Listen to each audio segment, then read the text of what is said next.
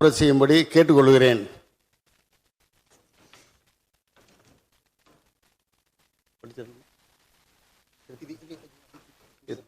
படிச்சிடணுமா?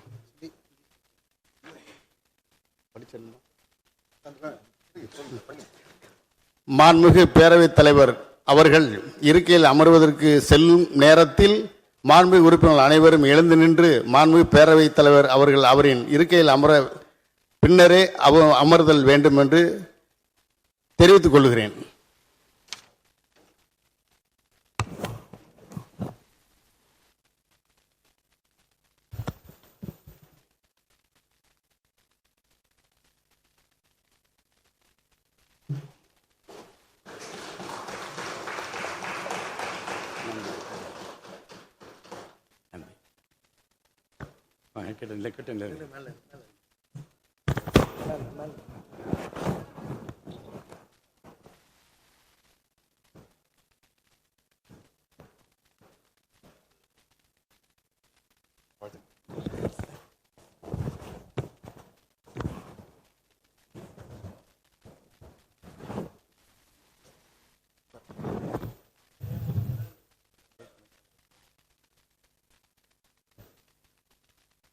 பேரவை துணைத் தலைவர் தேர்தல்.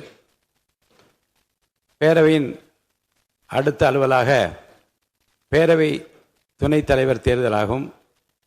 பேரவை துணைத் தலைவர் பதவிக்கான வேட்புமனுத்தாள் சட்டமன்ற பேரவை முதன்மை செயலாளரிடம் அளிக்கப்பட்டுள்ளது. சட்டமன்ற பேரவை விதி 8 உள்விதி 2 படி பேரவை துணைத் தலைவர் பதவிக்கு நியமனம் செய்யப்பட்டவர், முன்மொழிந்தவர், அதை வழிமொழிந்தவர் ஆகியோரின் பெயர்களை நான் முதலில் இப்பேரவைக்கு அறிவிக்க வேண்டும். அவர்களின் விவரம்: நியமனம் செய்யப்பட்டவர் மாண்புமிகு சட்டமன்ற உறுப்பினர் திரு மு. ரவிசங்கர் அவர்கள். முன்மொழிந்தவர் மாண்புமிகு முதலமைச்சர் அவர்கள். வழிமொழிந்தவர் மாண்புமிகு அவை முன்னவர் அமைச்சர் செங்கோட்டையன் அவர்கள்.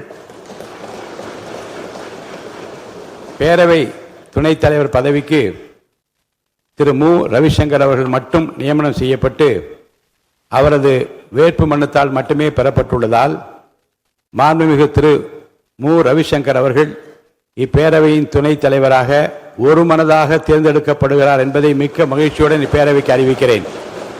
மாண்புமிகு பேரவை துணைத் தலைவராக தேர்ந்தெடுக்கப்பட்டுள்ள திரு மு. ரவிசங்கர் அவர்களுக்கு என்னுடைய பாராட்டுதலையும் வாழ்த்துக்களையும் தெரிவித்துக் கொள்கிறேன்.